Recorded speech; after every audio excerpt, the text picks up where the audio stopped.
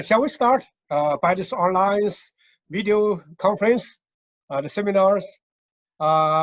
This afternoon, actually, we host this conference in Beijing online, but we are very much great pleasure to invite Professor, my old friend, our old friend, Professor Victoria Panova, who is the very important key scholar in Russia, focused on the international relations, Asian study, and in particular on the BRICS issues.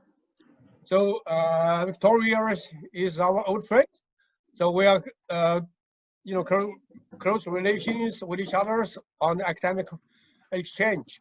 And Victoria has been in our campus some time ago. And so now she is the vice president of the Far East Federal University in Vladivostok, so which is a very important city in Far East of Russia. So I think it's this afternoon. So we have the keynote speaker giving who was the Victoria Panova, Professor Victoria Panova, and she will give us an intensive, analysis about BRICS issues. So we know that the BRICS issue is very important for both of our two countries, China and Russia, but also this BRICS platform getting more and more importance on the international arena. So this is very unique multilateral platform hosted by the emerging economies and countries in this world.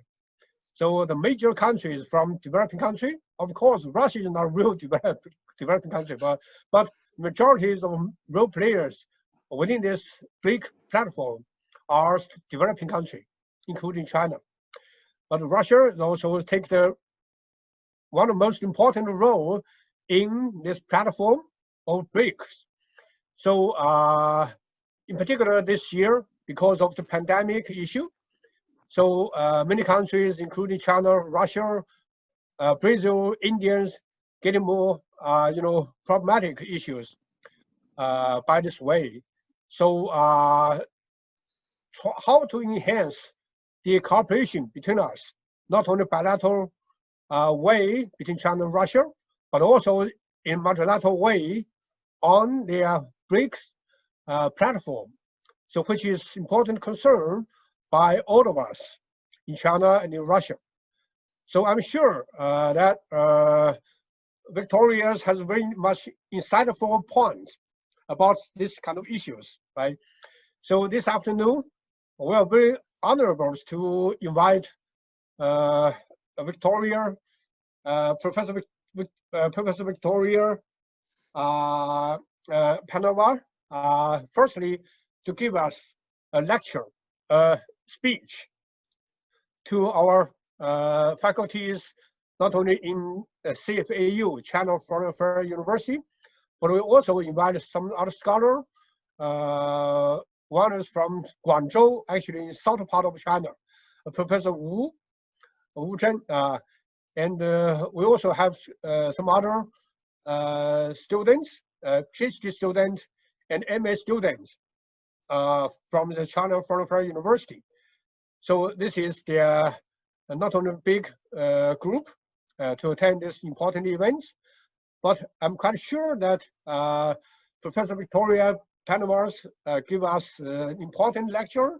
So all of our audiences could be learn quite a lot from your speech. Okay, so let me, on behalf of our Chinese participants, to express our thanks to Professor Victoria Panova. So now I would like to invite Professor Victoria Panova to give us your important insightful speech. Okay, Professor, please, that's your floors. Thank you, Professor Suhao, for such a great introduction. Very kind of you. I think some of you have been here while we're discussing, so why I'm here. I've been studying BRICS for quite some time, and I've been among the people who started working with the National Committee on BRICS Research in Russia, which is a national coordinator for the BRICS Think Tank Council, established back in Durban during the BRICS Summit. And so I've been part of this process from the very start. At that time, yet as a researcher, I've been part of the BTTC Russian delegation from the start all the time. This year, for the year of the Russian chairmanship in BRICS, I've been appointed the scientific supervisor of the Russia BRICS Expert Council of the Organizing Committee of the Holding and Organization of the Summit, BRICS Summit in Russia in 2020. I've been researching club mechanisms, and I call those informal. There is a term, as you have all heard, of course, for informal meetings of the heads of states and government from the group that's been there even before we came to the fore. It was the G7, G8. And I was also able to compare being part of their preparations for the Russian chairmanship in 2013 for the G20 and studying this group. So I, in fact, can compare how the three clubs or three groups, informal mechanisms, are influencing the global governance, what is their role, and what is the approach of those countries to the possibility of not just global governance, but their all interstate relations and their contribution to their global well-being. And I will talk a little about that as well. As you all know, BRICS, Brazil, Russia, India, China, and South Africa. South Africa joining a little later, and China was initiated that, and I think this was a great initiative since it accomplished our group to the full. Now we are comprising almost all parts of their all continents apart from Australia, and we are comprising most of the systemically important emerging economies. I think we can put not just developing, but all our countries can have an attribution of emerging economy, or Russia probably as re-emerging as well.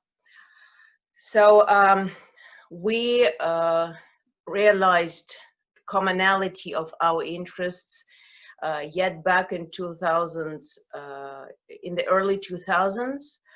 At that point, Russia was still part of the G8, and back in 2005, 2006, until 2009, there was such a outreach format inviting major systemic developing economies to talk to the G8, and among those, of course, were all the BRICS countries.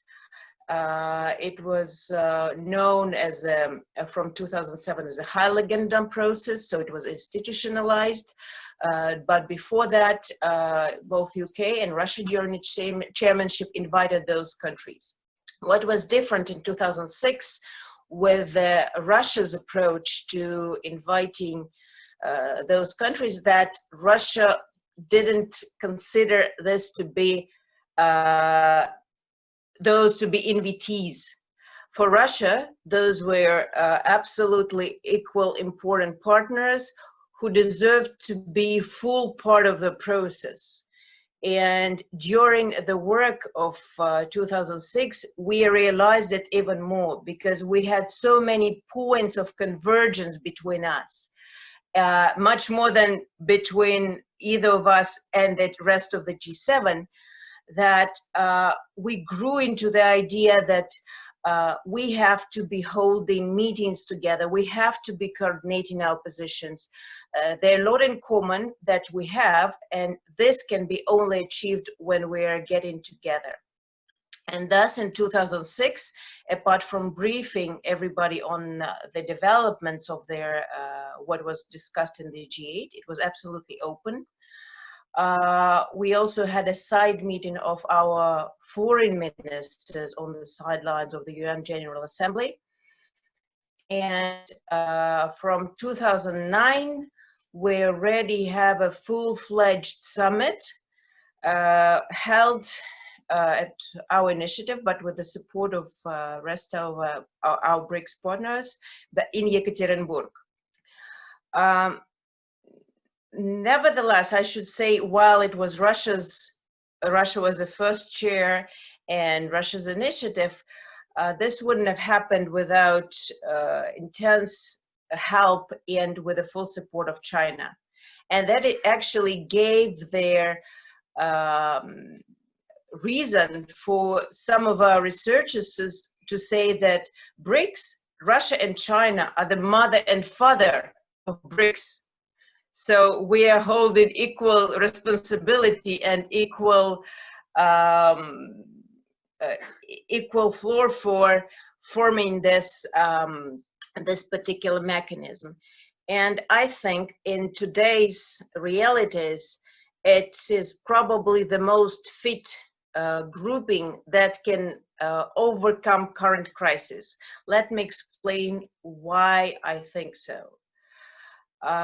First of all, let's start with what we had over the past 12 years since the start of the official summits. We had quite a few, especially Western observers, saying that BRICS are not really fit together. They have very diverse interests. But if we compare G7 and BRICS, what do G7 have in common? Yeah, they have market economy, they have liberal democracy as their core, and as they say, common responsibility for the global future. If we look at BRICS, I see we have even more in common. We are all adhering to, if we look at the economic front, we are all adhering to open, democratic, inclusive cooperation between all the countries. That is why BRICS are now actually at the forefront when we saw the United States turning back on its commitments, trying to actually not helping to the functioning of the WTO, and developed countries not helping their further progress on already long time Doha round. We have BRICS countries adherent to international trade, which is inclusive and free of any concurrence and preferences for just one side. What also we have in common, yes, we have different political internal regimes in our countries. We might have different political approach to what terms of governance we have, but what is important, each of us understands and accepts the view that we cannot go and we should not go the way to unify the world. And this is pronounced not just in their meetings of the summits, not just during the leaders' encounters. This is pronounced also in the strategic speeches, documents, and approaches of each of our countries. In China, you have this common fate of common future fate for the humanity, and thus BRICS recognizes the only in diversity, only by means of multi-civilizational, multicultural cooperation with a mutual respect for each other, we can continue developing us and having the world develop sustainably and peacefully. And this is extremely important. And this is much more cooperative and acceptable for everyone approach, as opposed to trying to impose on other countries the way someone sees as right. So that is why it is also a much deeper rooted and much more sustainable commonality that BRICS has opposed to the G7. Another point is that we having total respect for sovereignty and non-interference in other countries' affairs. This is also specific of BRICS, and this allows for countries to have more trust in each other. And if we look at the global problems today, most of them, the most of turbulence arises from the lack of trust between countries. And if you recognize that the sovereignty of your partner is unbreakable, then this will allow to have higher trust between you. And that is why BRICS adherence to sovereignty issues and open support for non-crossing each other's red lines is a way, is a model for the rest of the countries, which will help them stabilize the whole world situation.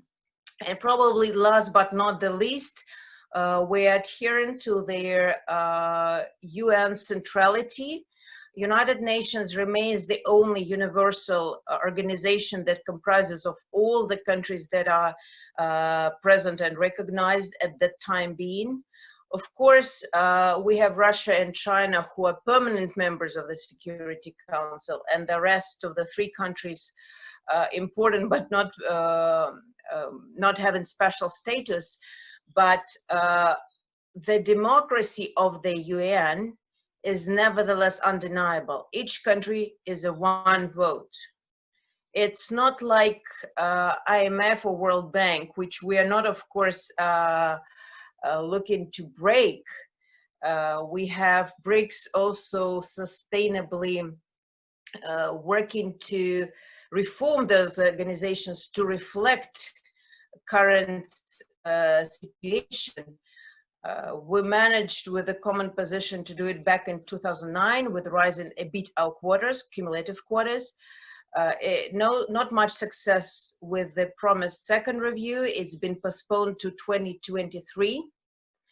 But nevertheless, I will talk a bit about NDB, which was created in addition to their international financial institutions, but this is not the point I want to raise here now. The point is that we all adhering to the universal norms and universality of the United Nations, and we're believing that this is their basis for their stable and equal cooperation between the countries. So if you compare, if you look from those points of view, you would see that definitely BRICS being not always as close neighbors as Russia, China, India, because we have Brazil in Latin America, we have South Africa in African continent. And nevertheless, those countries have basic principles, basic adherence to norms existent for a proper functioning of the world, and this is a better foundation for cooperation. And this is not that visible if everything is all right, if there is no crisis. And we had the G7, the G20 and BRICS meeting, taking some decisions. Some of them were getting more attention, some were followed more, some not. But today, we're living in the times of crisis. We not only had political and economic turbulences and discordances between different parts of the world, be it US-China trade war, be it Russia-American imposing sanctions by America and Europe on Russia, be it other problems. Today, their COVID-19 pandemic have exacerbated all those threats, all those crises, and what we see that the G7 is actually not functioning. We have, instead of solidarity raising, we had constant quarrels between the G7 members. we have the ideas announced by Trump. First, he wants to hold the meeting in June. Then he suggests to move it to September, while inviting 4 other countries. You all have heard of this initiative. I think it's Australia, South Korea, India, and Russia, which has a very strange flavor, in fact, this initiative. Then we have the G20 meeting for a video summit, formally taken some commitments, including on fighting together COVID. Almost next day, like immediately after Trump is reversing back on the commitments taken on within the G20. Later on, he talks about he criticizes WHO and moves out. You will probably ask, well, we have Bolsonaro doing not long ago something like that as well. But I would like to say that in this case, Brazil, while moving back on WHO, it's not going the same direction as blaming the others. It is not going the same way, so it's not going back on commitments taken together. And it is also not, regardless of who is in power, it continues going on its importance and understanding that its role is in fact very much determined by the BRICS, because just by themselves or by cooperating with the United States, Brazil cannot take the place that it is willing to take, be it within a regional component or especially global component. So today, BRICS, with the failure of the other informal mechanisms, has extreme responsibility to be able to respond to the crisis and to show the model of how we evolve, how we solve problems, and how we talk to each other. And now let me go back to the Russian chairmanship. As you know, we've undertaken January 1st this year, and we had as our priorities 3 main areas. So Russia and China and all the countries, while we started with more of economic issues present, we all recognize their overall capacity and overall responsibility of BRICS for all areas of our interactions. And that is why during Russia's chairmanship, we had political stability, politics and global governance. This was area number 1. And there we would be discussing, and it was of course already done so on a working level, the centrality of the United Nations. We've discussed their results, and today we're living in the 75 years anniversary of the end of the World War II, but also the formation of the United Nations. And that is why it's a very proper year to discuss global positioning of this organization and importance of not reversing on or not faking the results and outcomes of their World War II. Another areas in politics would of course include areas that are already being discussed earlier within BRICS, but we're hoping for further breakthroughs. I'm talking about counterterrorism efforts. While you might say that when we talk about practicalities, it is more relevant to talk about SCO. Nevertheless, BRICS could also take their part. We see both South Africa and Brazil, in fact, changing their stances. We used to have in global terrorism indices that both of those countries were zero influenced by zero index, so zero casualties. Now it's changing, and it's no longer, they're no longer free of this threat. And we're also managing to see, to manage their, not different approaches, the approach is the same, but we're managing to see how we can exchange information, how we can put further our joint efforts, especially within the United Nations. Another area would be around transnational crime and countering drug trafficking, and that is why we have a transformation within BRICS of the anti-drug group into a wider format of transnational crime, fighting transnational crime. Second pillar is about economics, investment, and trade. Major proportion of what we're having is, of course, the renewal, or let's say adaptation of the new partnership for a strategy for economic partnership of BRICS. The first one was taken back in UFA in 2015.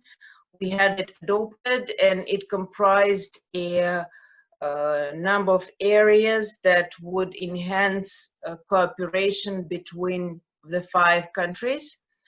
There is still criticism that we're not as close as we probably should be, but if you look not in absolute figures but in relative figures, you see that their growth of trade between BRICS countries is much more intense than it is of BRICS countries with the rest of the world. And that is why we can, over the past 12 years, also the growth of BRICS countries' trade with developing countries grew 50% faster than overall. Although in absolute figures, probably the only country that is fulfilling for now their requirement of being the biggest partner is China out of all the BRICS. So China is number 1 or number 2 for all the other 4 countries trade-wise. The new economic partnership strategy that we've already discussed it. We managed to have in February and part of March, we managed to have some online meetings.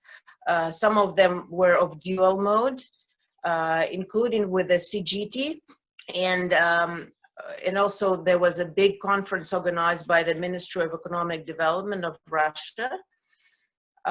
And there we had initial discussions with their all the BRICS partners on where to go and on their suggestions and on the draft of their economic partnership strategy. And all in all, we're going to have 3 areas, main areas covered in the economic partnership strategy. That is trade and investment, that is digital economy, and the other one would be a sustainable development. So those are cumulative 3 areas which would allow to see the progress and ensure faster connections between the 5 countries. Another thing that we've thought is relevant, and we as an expert council are doing this work now, we are evaluating with the help of course, of our partners, and there have been some previous work done on with earlier years. We're evaluating the progress of their and what's been achieved with the previous economic partnership strategy. 1520, and we hope to have the results by the summit. We still don't know the date of the summit. As you know, it was planned for 21st, 23rd of July. Nowadays, it is postponed to autumn, so we're still waiting for the announcement of their dates, which is quite difficult now because, as we discussed at the very beginning with Professor Suhau, on the one hand, it seems that the situation with the pandemic should be in improving, but on the other hand, we see some new flares, and so it's not yet safe to make predictions that far in autumn, because the priority for all of us, of course, is the safety and of human life and security of their whole event, and to make sure that it doesn't lead to any other problem. Another worthy initiative that I should be mentioning is their initiative on the remote development of the remote territories, both rural and urban, and this is also a wide area of activities and initiatives that could be undertaken with the experience of all the BRICS countries being used. Of course, COVID-19 have influenced greatly their agenda, and each of the three areas will definitely have a situation when we have to discuss initiatives around health. First, let me finish with the third area. I didn't finish it. The third area of priority of Russian presidency are the human people-to-people contacts and humanitarian cooperation. Here we have included all their sports, cultural initiatives and festivals, all the track 2 events that we're going to hold, parliamentary, civil BRICS, academic forum. I'm personally responsible as a NCR BRICS and expert council head for organizing academic forum and civil BRICS. I can assure you that we will still hold it. So we're not going back on our commitments. There's only change of dates. Obviously, we were supposed to have it in May and June, both events, but we're also postponing it to face-to-face to autumn. And I would like to encourage all of you to join us with the preparations of the recommendations, because traditionally the recommendations coming out of both civil and academic forums, they're going to leaders, and there is a expressed agreement to listen to their suggestions coming from epistemic community and from civil society. And that is why before face-to-face meetings, we are organizing a series of roundtables. I will share with Professor Suhau and Professor Yonjejan their timetable of those roundtables, and also their, I think I will write in their chat now, or I'll ask National Committee member actually who is here, please write in chat their site that we've launched for civil BRICS, and there you can join in and offer your recommendations and also take part in the whole process. First online, and probably will be able to get those of you, so you have it already here in chat. Those of you interested to, if we have good pandemic situation, to join us also in Moscow or in, we had 3 cities planned. We will let you know once we have exact dates, which one would be relevant for the face-to-face meeting, Moscow, Yaroslavl, or Sochi. All three are really wonderful and a good experience to learn about Russia or to know more if you've already been here before. Another thing, and another interesting initiative in track 2 or people-to-people context we had was their BRICS International University, which was held on their within the framework of the Far Eastern Federal University, and we had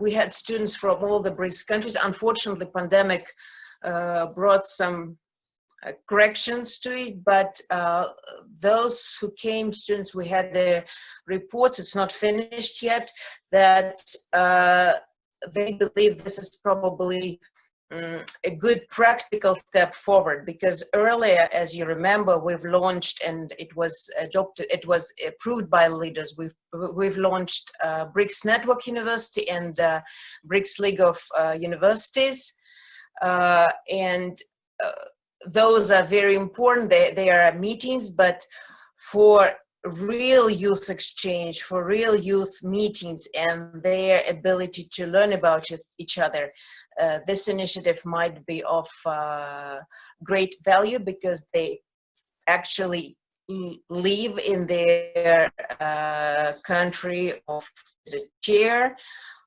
for the full semester, and they are able to make friends, they're able to learn not just curriculum and curriculum subjects, but know more about their culture and mentality of the country that is hosting them. One more extremely important and yet to be organized event is their BRICS School. We are going to, for now, the dates remain the same. We're hoping to keep it intact. We were planning to have BRICS School in August 17, 21. There is competition, and the best students from all the 5 countries would be able to join in and have the intense courses, intense lectures from the best researchers from all over the world, but also ability to meet Russian officials, to go on excursions, to have immersion into Russian culture just over the 5 days. So we are looking forward to receiving applications and participating in the competition for those of you who would like to be part of this school. And I think I would like to ask National Committee also to put in the chat site where they can also find how they can participate in this particular school. I think I was asked to talk just for 40 minutes. I will briefly look into how the COVID-19 have changed their agenda. It didn't change the agenda, it brought some modifications to the agenda of the Russian chairmanship. And then I will be, of course, open to all your questions, comments, and be able to, and be ready to respond with the best of my ability. So COVID-19 have brought some alterations. We've, it's not always easy to agree on some areas, and I see it as not commendable or as regretful that while we as BRICS countries and our leaders and those who were pushing forward the initiatives, that we saw such possibility of such threat earlier. And you might remember that already in UFA document, leaders talked about the need to fight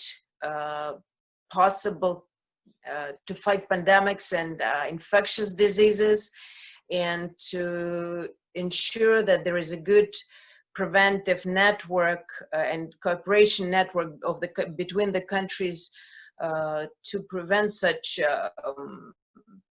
outcries. Nevertheless, not much has been done. We had in 2018, during their South African chairmanship, suggestions of the establishment of the vaccine center. It was approved by the leaders. We still, unfortunately, don't have it functioning, and we're looking forward that our South African colleagues are to put the efforts into realizing this plausible initiative into reality. So there's been understanding earlier, but not much done in practical steps so far. And that is why there are a number of initiatives that are being worked out by during the Russian chairmanship now. We've submitted a number of proposals. We've studied, in fact, different experiences of how BRICS countries managed to come out of the crisis. Of course, Chinese case is mostly studied. First of all, China ran first out of all the countries into this problem. And then, as we see, well, yes, you have this new outcry in Beijing, new cases, but nevertheless, if you look in retrospective, China was quite efficient in suppressing the problem. In fact, there are not as many victims as if you compare to the danger of their COVID-19, and we have a number of interesting mechanisms that were used, including with the use of digital technologies and platforms by China to counter the problem.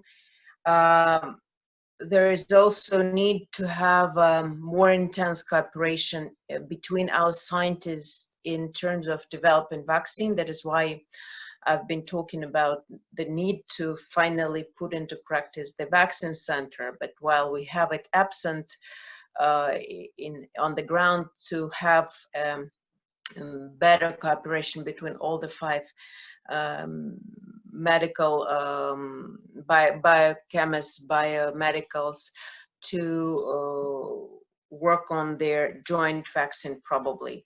As you remember, your presidency have talked that this is a common good. And of course, China is among the leaders of developing the vaccine. Probably joining the forces would expedite the process and provide for this common good faster together. A number of other initiatives, they include also areas of education and research, and we've submitted those to, I would not be talking about details. Well, they're still not approved by relevant ministries, but what we need to discuss is how we provide for more platforms for our students and for our researchers to be able to offer new solutions to such crises. And COVID-19 is just one of the problems that humanity is having, and its current attack on the humanity has shown our vulnerability and has in fact shown the need for cooperation. Anything like environmental problems or climate change or any other infectious disease, or there's so many other problems that we have that might lead to similar devastating results. That in fact COVID-19 is a good thing for us to show that there is no more time for us to wait for the real cooperation to happen. And I see BRICS as the only one that can, in fact, lead the way.